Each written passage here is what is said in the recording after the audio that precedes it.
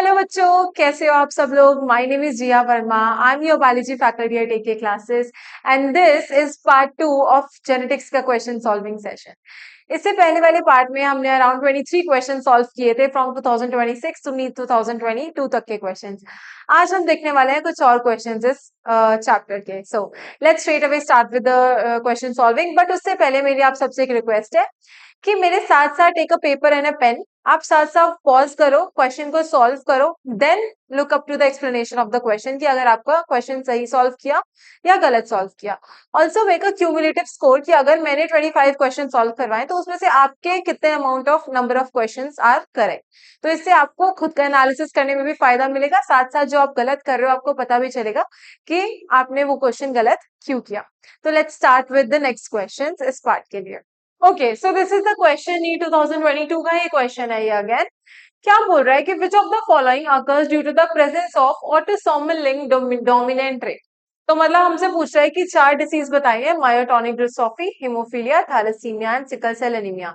इनमें से बताओ कि ऑटोसोमल डोमिनेंट पैटर्न कौन सा शो करता है। तो देखो कि thalassaemia and sickle cell anaemia तो हमारी ऑटोसोमल डिसीज है, ठीक है, ऑटोसोमल रिसेसिव डिसीज है, ऑटोसोमल रिसेसिव डिसीज है, तो ये तो बिल्कुल भी नहीं आएगी, ठीक है। साथ में हीमोफीलिया की अगर हम बात करें तो हीमोफीलिया हमारा एक्स लिंक्ड रिसेसिव डिसऑर्डर है, दिस इज एक्स लिंक्ड, तो ये भी नहीं आएगा। हमें बताना है ऑटोसोमल डोमिनेंट, तो एक ही ऑप्शन हमारा बचता है, मायोटोनिक डिस्ट्रॉफीज हमारा ऑटोसोमल डोमिनेंट डिसऑर्डर, तो option A is correct. Next question देखते हैं। नेक्स्ट क्वेश्चन में हमसे बोल रहा है कि 2022 का again question, given below are two statements, हमको दो स्टेटमेंट दी गई है। स्टेटमेंट वन देखो क्या बोल रहा है, Mendel studied 7 pairs of contrasting traits in P plants and propose the law of inheritance. एकदम सही बात है, मेंडल ने 7 कैरेक्टर्स को स्टडी किया था और उनके बेसिस पे उन्होंने क्या दिया था, लॉ ऑफ इनहेरिटेंस दिए थे अपने। तो स्टेटमेंट वन तो करेक्ट है। स्टेटमेंट टू बोल रहा है कि 7 characters examined bye Mendel in his experiment on P plant were seed shape and colour, flower colour, pod shape and colour, flower position and stem height. तो देखो इसको याद रखने के लिए एक सिंपल सा ऐसा याद रखना कि 7 कैरेक्टर्स टोटल लिए थे, उसमें से 2 प्लस 2 प्लस 2 प्लस 1 याद रखा करो। 1 तो है स्टेम हाइट, 1 कैरेक्टर क्या है, स्टेम हाइट। 2 कैरेक्टर लिए थे उन्होंने सीड के, कौन सा, एक कलर लिया था और एक सीड शेप की बात की थी। 2 कैरेक्टर्स की बात की थी फ्लावर के कैरेक्टर की, एक फ्लावर पोजीशन लिया था और एक फ्लावर कलर लिया था, ठीक है। उसके बाद बचे हुए 2 किसकी बात की थी बताओ, पॉड की बात की थी, ठीक है। पॉड का भी शेप की बात की थी एंड पॉड के कलर की बात करी थी। तो यहाँ पे भी यही बोल रहा है ना, देखो सीड शेप कलर, ठीक है, बात सही है। फिर क्या बताया, फ्लावर कलर, ठीक बात है। पॉड शेप एंड कलर, ठीक बात है। फ्लावर पोजीशन, ठीक बात है। और क्या रह गया हमारा, स्टेम हाइट। तो मतलब सारे के सारे कैरेक्टर्स इन्होंने बोल दिए। तो मतलब statement one and statement two दोनों are correct, both statement one and two are correct. Incorrect, not incorrect, this one is wrong. कहाँ लिखा है करेक्ट, ये D, both statement one and statement two are correct, तो मतलब option D will be correct. ठीक है, next question पे चलते हैं। नेक्स्ट है हमारा 2021 का क्वेश्चन है, देखो क्या बोल रहा है। In a cross between a male, ठीक है, in a cross between a male and female both heterozygous for sickle cell anaemia. Sickle cell anaemia की बात करिए, खुद ही हम लिख देते हैं, देखो ऑटोसोमल डिसऑर्डर है, रिसेसिव डिसऑर्डर है।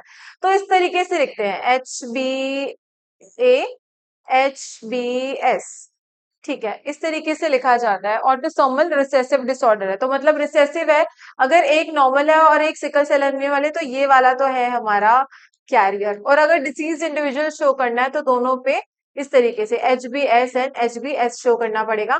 मतलब अब इंडिविजुअल क्या हो गया है, डिसीज्ड हो गया है। आगे देखो क्या पूछा है, what percentage of the progeny will be deceased. तो अगर सिकल सेल एनीमिया के लिए बोथ हेटेरोजाइगस बोला है, सिकल सेल एनीमिया के लिए, तो बताओ कि कितनी प्रोजेनी डिसीज्ड होगी। तो ऐसे क्वेश्चंस हमें पता है, हम एक सेकंड में सॉल्व कर लेते हैं। अगर दोनों हेटेरोजाइगस बोला है तो इसको हटा देते हैं और ऐसा ही दूसरा बना लेते हैं, HbA और HbS। देखो HbA HbS, सिंपल करवा लेंगे क्रॉसेस, इसके साथ ये जाएगा, HbA ऐसे लिख रही हूँ, ठीक है, समझ जाना। इसके साथ अगर ये जाएगा तो AS, इसके साथ ये वाला जाएगा तो फिर AS, ठीक है, AS, और इसके साथ अगर ये वाला जाएगा तो SS। अब ये वाला इज डिसीज्ड, ये वाला इज कैरियर, ये वाला इज ऑल्सो कैरियर, और ये वाला इज नॉर्मल। पूछा क्या है हमसे, what percentage of progeny will be deceased, तो हमको दिख रहा है कि सिर्फ एक जो इंडिविजुअल आएगा, यानी कि 25% इंडिविजुअल्स आएंगे हमारे डिसीज। तो option C will be correct, 25% of individuals will be, ठीक है। आई होप समझ आ गया हो इसको। इसको रिप्रेजेंट इस तरीके से किया जाता है, HbA HbS, बट मैंने टाइम बचाने के लिए ऐसे लिख दिया AA AS, ठीक है, समझ आ गया होगा। Let's move on to the next question. देखो ये क्या बोल रहा है कि the production of gametes by parents, formation of zygote, the F1 and F2 plant can be understood from a diagram called. तो देखो एक ही डायग्राम पूछा जिससे हमको पता चलता है कि हमारी प्रोजेनी कैसी आएगी। ऑप्शन से देखो, बुलेट स्क्वायर पढ़ा है क्या कहीं एनसीईआरटी में? बुलेट स्क्वायर पढ़ा है कहीं? बात ही नहीं सुनी है हमने। पंच स्क्वायर पढ़ा ही नहीं है। Punnett square, yes, Punnett square से तो हम सारे क्वेश्चन सॉल्व करते हैं।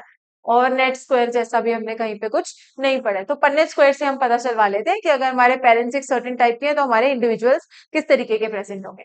नेक्स्ट क्वेश्चन पे चलते हैं। नेक्स्ट बोल रहे हैं the best example of pleiotropy is. तो ऑप्शन से ही पता चलवा लो, एबीओ ब्लड ग्रुपिंग तो प्लियोट्रॉपी का एग्जाम्पल बिल्कुल भी नहीं है। प्लियोट्रॉपी में क्या होता है कि एक single gene is affecting multiple, ठीक है, मल्टीपल फैक्टर्स को एक सिंगल जीन अफेक्ट कर रही होती है। स्किन कलर तो पॉलीजेनिक इनहेरिटेंस का एग्जाम्पल है। कलर ब्लाइंडनेस तो मेंडेलियन डिसऑर्डर, ठीक है, सिंपल। और फिनाइल कीटोन्यूरिया ही हम बात करते हैं कि प्लियोट्रॉपी का बहुत इंपॉर्टेंट एग्जाम्पल है। प्लियोट्रॉपी एनसीईआरटी में पढ़ के देखना, फिनाइल कीटोन्यूरिया के बारे में बहुत अच्छे से मेंशन किया है। और जो अगर लेट्स सपोज कोई चीज नहीं आ रही है तो go back to the NCERT and read की क्या थी इसकी पूरी की पूरी एक्सप्लेनेशन, ठीक है, इससे तुमको कॉन्सेप्ट पूरा हमेशा याद रहेगा। आगे देखो क्या बोला है, the number of contrasting character study bye Mendel for a experiment was, अभी तो बताया था 7 इज इक्वल टू 2 + 2 + 2 + 1 पढ़ा था। तो टोटल कैरेक्टर्स हमारे कितने हैं? 7। तो option A is correct, total characters are 7 जो मेंडल ने स्टडी किए थे। किस पे किए थे? पी प्लांट पे स्टडी किए थे। नेक्स्ट क्वेश्चन देखो क्या है, 2020 में आया हुआ क्वेश्चन है, chromosomal theory of inheritance was proposed by. तो बताओ किसने की थी chromosomal theory of inheritance? Watson and Crick ने किया था क्या? बिल्कुल भी नहीं किया था। ठीक है, सटन एंड बॉवरी ने ही हमारा किया था chromosomal theory of inheritance. Sutton and Boveri याद रखना, क्रोमोसोमल थ्योरी ऑफ इनहेरिटेंस जहां भी पूछा जाए किसने प्रपोज किया था तो सटन एंड बॉवरी ने प्रपोज किया था। आगे देखो क्या बोल रहा है, 2020 का क्वेश्चन है, identifying the wrong statement with reference to the gene I. बताया था पार्ट 1 में जाके देखो, बताया था कि gene I is responsible for blood grouping. इसके 3 अलील्स प्रेजेंट होते हैं, IA, IB and small I. IA and IB are codominant, वो साथ में एक्सप्रेस कर सकते हैं, while the small I is a recessive gene, वो साथ में मतलब वो अगर स्मॉल आई होगा तभी एक्सप्रेस हो पाएगा, ठीक है। एबीओ ब्लड ग्रुप देखो, इसके बारे में बताना है तुमको, रॉन्ग स्टेटमेंट क्या है, the allele I does not produce any sugar. तो ठीक बात है कि कोई शुगर प्रोड्यूस नहीं करती है तभी तो रिसेसिव है ना वो। अगर कोई शुगर प्रोड्यूस करके खुद को एक्सप्रेस कर पाती तो फिर तो कुछ तो एक्सप्रेशन शो होता, कुछ एक्सप्रेशन ही शो नहीं है, खुद का कुछ शुगर ही नहीं है, इसीलिए उसका कुछ एक्सप्रेशन देखने को नहीं मिलता है। जीन आई हैज 3 अलील्स, ये भी सही बात है, अभी तो बताया कि जीन आई की 3 अलील्स देखने को मिलती है। Person will have any only 2 type of the 3 alleles। तो humans are diploid organisms है ना, तो diploid organisms में क्या होता है, सिर्फ 2 ही alleles प्रेजेंट होते हैं चाहे कोई भी जीन हो। मल्टीपल alleles है माना, लेकिन हम तो diploid है ना, हमारे अंदर सिर्फ 2 ही alleles प्रेजेंट हो सकती हैं। तो मतलब मल्टीपल alleles क्यों बोला फिर? अगर हम पॉपुलेशन को ऑब्जर्व करें तो पॉपुलेशन में मल्टीपल alleles देखने को मिल सकती हैं, लेकिन एक सिंगल ह्यूमन बीइंग में सिर्फ तुमको 2 ही alleles देखने को मिलेंगी एक जीन की। तो ये स्टेटमेंट भी हमारी सही है। फिर बोला है कि when IA and IB are present together they express same type of sugar. एकदम गलत बात बोल दी। अगर same type of sugar present करते हैं तो उनका नाम अलग अलग क्यों रखा?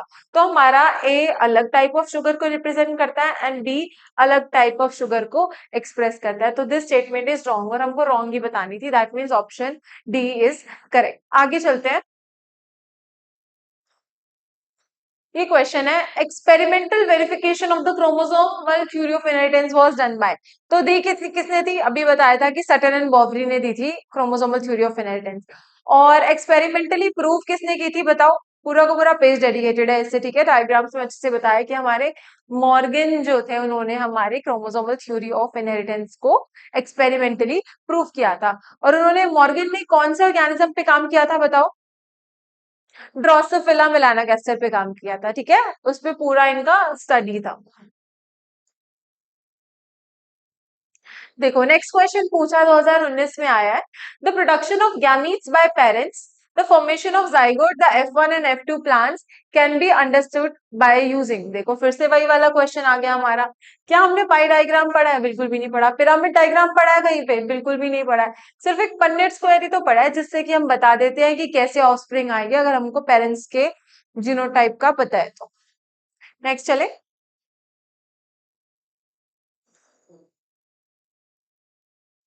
देखो क्या बोल रहा है कि which genetic condition each cell in the affected person has three sex chromosomes X X and Y. तो देखो ये हमने पढ़ा था कि जो क्लाइनफेल्टर सिंड्रोम वाले पेशेंट्स होते हैं उनमें नॉर्मल एक्स वाई क्रोमोसोम तो होता ही है, साथ में एक एडिशनल एक्स क्रोमोसोम प्रेजेंट होता है। और इस एडिशनल एक्स क्रोमोसोम की वजह से क्या प्रॉब्लम्स आती हैं, मेल्स में फीमेल लाइक कैरेक्टर्स आते हैं, जैसे कि गाइनेकोमास्टिया होता है, और साथ में ये ऑर्गेनिजम्स स्टेराइल होते हैं। तो overall development should be of male, but because of the presence of extra X chromosome in them, there are additional female features present in the patients of Klinefelter syndrome. देखो अगला question देखते हैं। कितने easy questions आ रहे हैं, ठीक है। अगर तुमको एनसीईआरटी अच्छे से आती है तो एनसीईआरटी से बाहर कुछ भी नहीं है, एकदम ही सिंपल सिंपल क्वेश्चंस आते हैं। 2019 का ही क्वेश्चन है ये भी। In a marriage between male with blood group A, ठीक है, ये मेल है blood group A, and female with blood group B, female में ब्लड ग्रुप बी है। The progeny had either blood group A B और B. अच्छा, अगर जो प्रोजेनी है उनमें या तो ए बी ब्लड ग्रुप होगा या फिर बी होगा। तो मुझे बता दो कि पॉसिबल जीनोटाइप क्या होगा पेरेंट्स का। अब देखो इसमें तुम क्या बताओगे, देखो अगर ब्लड ग्रुप ए है तो ब्लड ग्रुप ए की दो पॉसिबिलिटीज है, आई ए या फिर आई ए स्मॉल आई। सिर्फ ये दोनों जीनोटाइप एक तो हो सकते हैं कि अगर ए ब्लड ग्रुप है तो, और कोई जीनोटाइप तो हो ही नहीं सकता।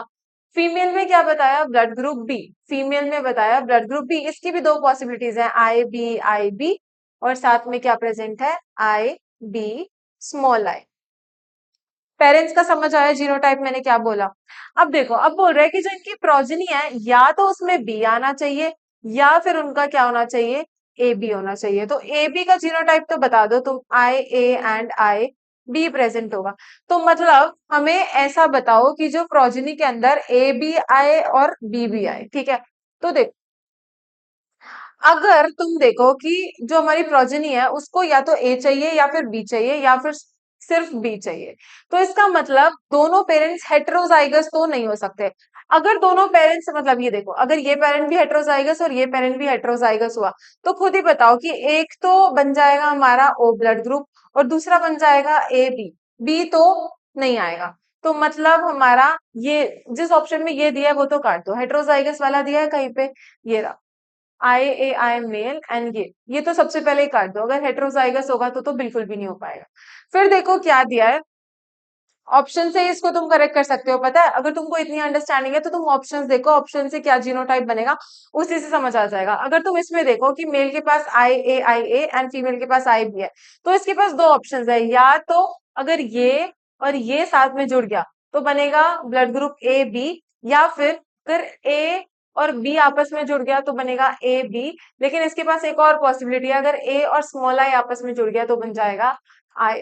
तो ये भी हमारा नहीं आएगा क्योंकि प्लेन बी ब्लड ग्रुप तो दिखाई नहीं दे रहे ना हमको यहाँ पे। ऊपर देखो क्या लिखा है कि दोनों के पास कैपिटल ए और कैपिटल बी प्रेजेंट है, तो इससे तो एक ही पॉसिबिलिटी है कि ए बी ब्लड ग्रुप के अलावा और कुछ नहीं बन सकता, तो यहाँ पे बनेगा सिर्फ ए बी, तो ये भी नहीं आएगा। अगला देखो क्या लिखा है कि आई ए स्मॉल आई और आई बी, इससे पॉसिबिलिटीज बनाओ क्या बनेगा। अगर ए और बी साथ में जाएंगे तो बनेगा ए बी, अगर ए और बी साथ में फिर से जाएंगे तो बनेगा ए बी, अगर स्मॉल आई और बी साथ में जाएंगे तो बनेगा पी, फिर से स्मॉल आई और बी साथ में जाएंगे तो बनेगा बी। तो इसको तुम या तो इस तरीके से सॉल्व कर लो या फिर तुम डायरेक्टली ऑप्शंस में जाओ और क्या क्या पॉसिबल जीनोटाइप्स है वो बना के देख लो, तुम्हारा क्वेश्चन सॉल्व हो जाएगा। तो ऑप्शन ए यहाँ पे करेक्ट है। हमें सिर्फ बताना है कि चिल्ड्रन में या तो ए बी हो या फिर बी हो, उसके अलावा हमको नहीं चाहिए ब्लड ग्रुप। तो ऑप्शन ए इज यहाँ पे हमारा करेक्ट। ठीक है, आगे देखो।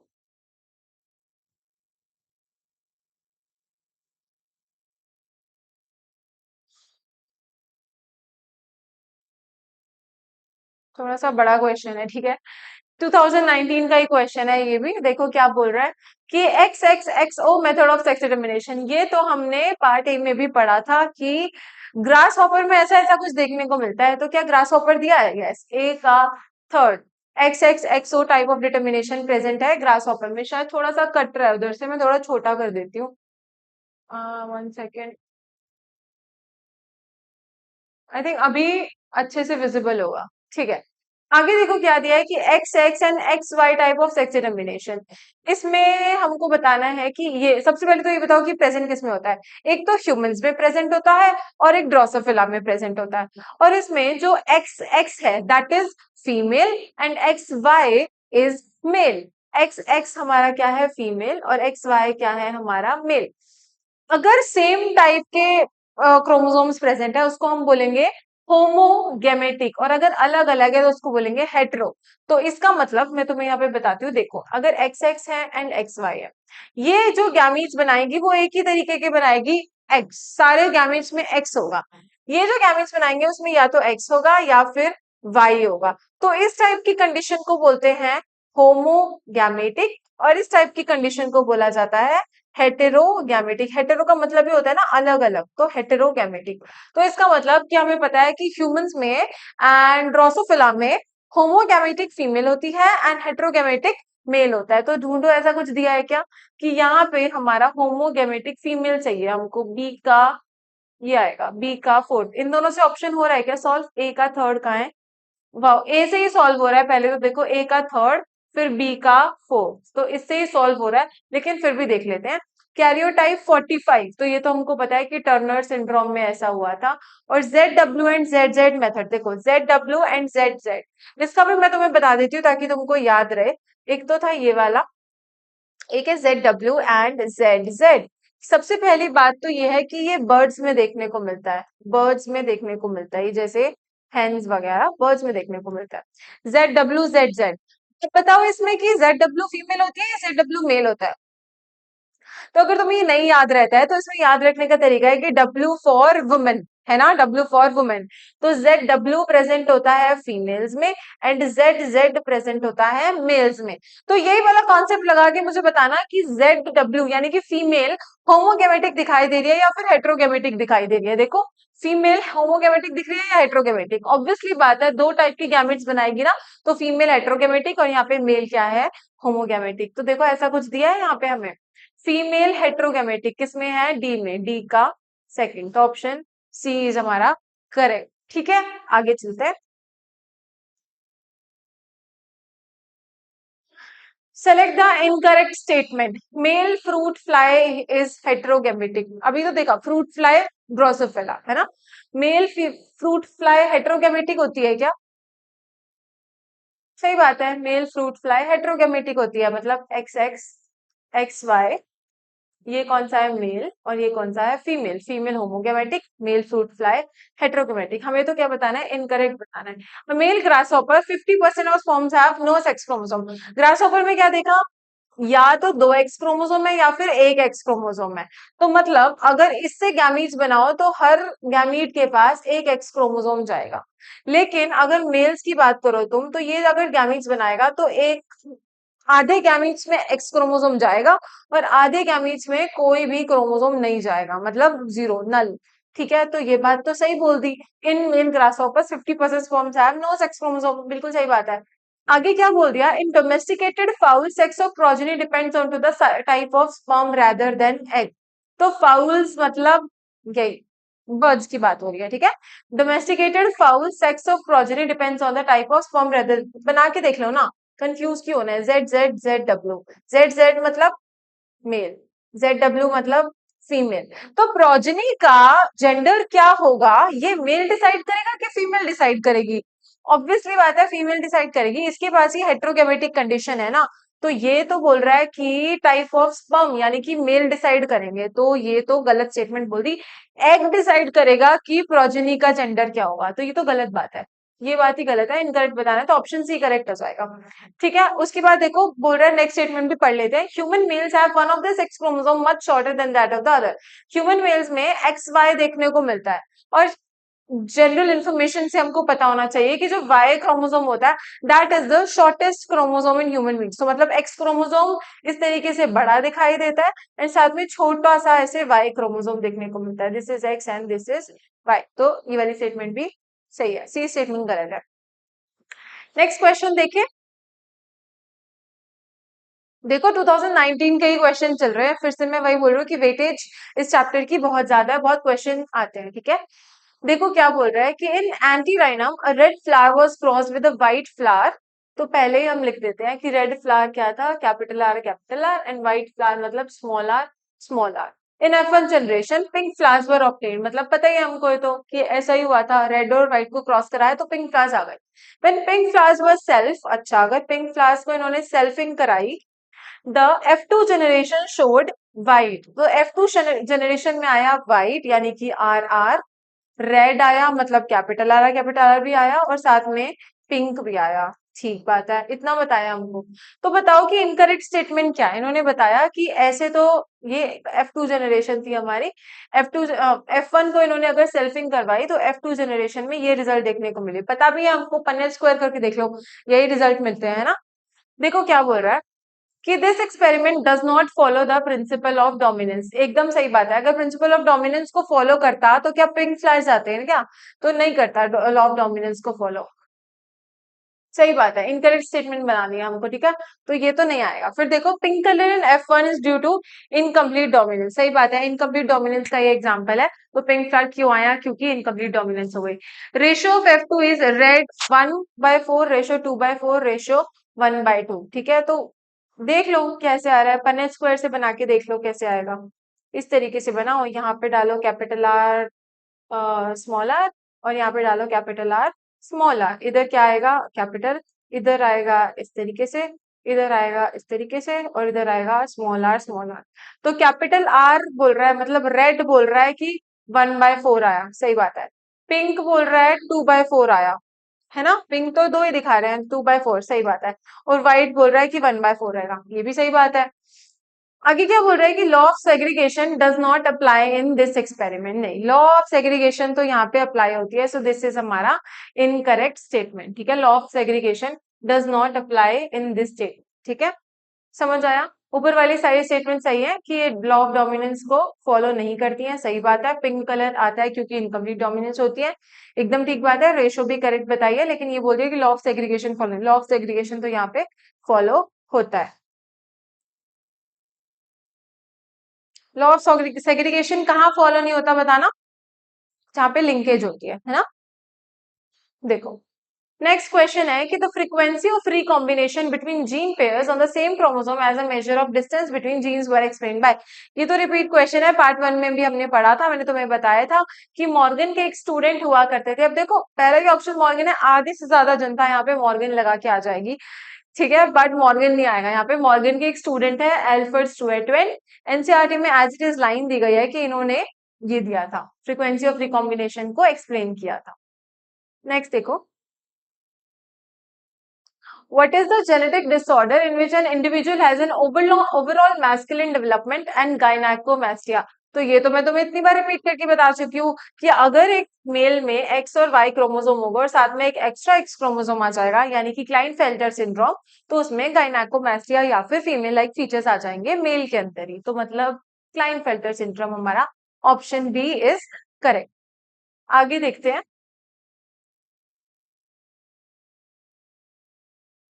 क्या बोल रहे हैं कि what map unit centimorgan is adopted for the construction of genetic maps. तो देख सेंटीमॉर्गन के बारे में बताया है क्या है, unit of distance between two express gene representing 10% crossover. नहीं, हम यहाँ पे बात करते हैं सेंटीमॉर्गन का मतलब होता है 1% क्रॉसओवर। तो unit of distance between genes on chromosome representing 1% crossover क्या होता है, सेंटीमॉर्गन। ठीक है, मतलब सेंटीमॉर्गन क्या करेंगे कि अगर दो जीन्स एक दूसरे के बीच में 1% क्रॉसओवर शो करती हैं तो उनको हम बोलते हैं कि वो क्या है, मतलब एक सेंटीमॉर्गन रिप्रेजेंट कर रही है। नेक्स्ट देखो, अब आगे 2018 के questions. Which of the following pairs is wrongly match, wrongly match बता दो कौन सा है। तो देखो क्या बोल रहा है, सबसे पहले देखो एबीओ ब्लड ग्रुपिंग को डोमिनेंस, ये तो मैं बहुत बार बता चुकी हूँ कि एबीओ ब्लड ग्रुपिंग में को डोमिनेंस शो होता है, कोई गलत बात नहीं है। XO type of sex determination in grasshopper, ये तो बताया मैंने कि होता ही है, इसमें एक्सो और एक्सएक्स ग्रासहॉपर में देखने को मिलता है। देन टीएच मॉर्गन में लिंकेज बताया था, मतलब मॉर्गन जो हमारे थे उन्होंने लिंकेज को एक्सप्लेन किया था, ये भी सही बात है। फिर बोल रहा है कि स्टार्च सिंथेसिस इन पी, मतलब जो कैपिटल बी और स्मॉल बी इनसे जो कैरेक्टर्स स्टार्च का ये इन लेटर से हम रिप्रेजेंट करते हैं, स्टार्च सिंथेसिस इन पी की जब हम बात करते हैं तो मल्टीपल एलील्स की बात करते हैं। नहीं, मल्टीपल एलील्स की यहाँ पे कोई बात नहीं होती है, यहाँ पे सिंपल दो एलील्स ही काम करती हैं। तो ये स्टेटमेंट हमारी गलत है, starch synthesis in P multiple alleles का एग्जाम्पल नहीं है। क्या है मल्टीपल एलील्स का example, ABO blood grouping, ABO blood grouping codominance का भी एग्जाम्पल है, मल्टीपल एलीलिज्म का भी एग्जाम्पल है। Okay,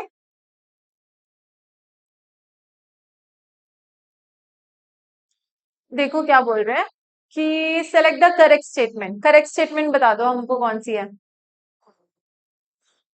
transduction was discovered by ए सॉल्टमैन, अच्छा। फ्रैंकलिन स्टॉल ने लिंकेज दी थी, नहीं। Spliceosome takes place in translation, हाँ। देखो क्या बोल रहा है कि Punnett square was developed by a British scientist, तो ये बात सही है कि हमको पता है कि रेजिनाल्ड रेजिनाल्ड पन्नेट एक साइंटिस्ट थे हमारे जो कि ब्रिटिश थे, और उन्होंने ही हमारा पन्नेट स्क्वायर दिया था। एनसीईआरटी की लाइन है, ठीक है, देख लेना चाहोगे। Punnett square was developed by a British scientist Reginald Punnett. आगे देखो, a woman has X-linked condition on one a woman has X-linked condition on one of her X chromosome. This chromosome can be inherited by, तो question में पता है क्या बोल रहे हैं कि जो वुमेन है उसके पास दो एक्स क्रोमोसोम होते हैं, इतना तो पता है। उसमें से एक एक्स क्रोमोसोम पे लेट्स सपोज कोई कंडीशन है, ठीक है, लेट्स सपोज इस पे कोई कंडीशन है, ठीक है, कोई कंडीशन है मतलब होगी कोई रिसेसिव डिसीज, कोई एक्स लिंक डिसीज होगी, उससे एक्स से लिंक्ड है वो डिसीज। बोल रहा है कि this chromosome can be inherited by, तो बोल रहा है कि ये वाला जो क्रोमोसोम है एक्स, ये किस में जाएगा, इसकी डॉटर्स में जाएगा या फिर इनके सन्स में जाएगा। तो हमको तो पता ही है कि जो मदर होती है वो रिगार्डलेस ऑफ सन और डॉटर, सन को भी एक्स क्रोमोसोम देगी, डॉटर को भी एक्स क्रोमोसोम देगी। तो जो सन में वाई क्रोमोसोम आता है वो फादर से आता है और एक्स क्रोमोसोम उसकी मदर से आता है। तो मतलब ये एक्स क्रोमोसोम हमें नहीं पता, या तो डॉटर के पास भी जा सकता है या फिर ये सन के पास भी जा सकता है। तो ये बोल रहे हैं कि ऑप्शन ए में दिया है बोथ सन्स एंड डॉटर्स, तो ऑप्शन ए इज करेक्ट। ये एक्स क्रोमोसोम किसी में भी, सन या डॉटर किसी के पास भी जा सकता है। नेक्स्ट क्वेश्चन देखो, 2017 का क्वेश्चन है कि among the following characters which one was not considered bye Mendel, not considered bye Mendel in his experiments on P. तो हमें तो पता है कि 2+2+2+1 से बता देंगे, दो सीड के कैरेक्टर्स, दो फ्लावर के कैरेक्टर्स, दो पॉड के कैरेक्टर्स, एक स्टेम का कैरेक्टर। तो स्टेम सही बात है, पॉड सही बात है, सीड सही बात है। ट्राइकॉम्स की कहीं बात की थी क्या, ट्राइकॉन्स की कहीं पे हमने बात नहीं किया, तो मतलब ये स्टेटमेंट हमारी गलत है, ट्राइकॉम्स के बारे में मेंडल ने कुछ भी नहीं बोला था। नेक्स्ट क्वेश्चन देखो,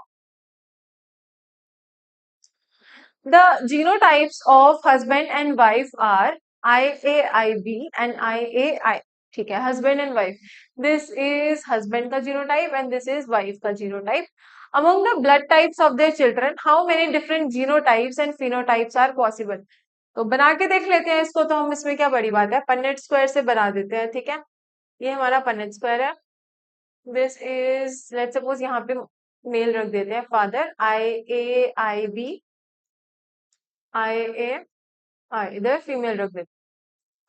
यहाँ पे बता दो क्या आ जाएगा, ए ए आएगा, यानी कि ब्लड ग्रुप भी क्या होगा, ए, यहाँ पे आ जाएगा आई, ए और स्मॉल आई, इसका मतलब ब्लड ग्रुप यहाँ पे भी ए आएगा। यहाँ पे क्या दिखेगा, ए और बी आएगा, मतलब ब्लड ग्रुप आ जाएगा हमारा, ब्लड ग्रुप भी ए बी आ जाएगा। और यहाँ पे बी और स्मॉल आई, ठीक है, यहाँ पे आई आया है, ये सब तुम समझ जाना, आई ए, यहाँ पे आई नहीं होगा, सॉरी, आई ए आई बी और आई बी आई, तो यहाँ पे ब्लड ग्रुप होगा हमारा बी। ठीक है, तो बता दो यहाँ पे कितने दिख रहे हैं तुमको, जीनोटाइप्स एंड फिनोटाइप्स।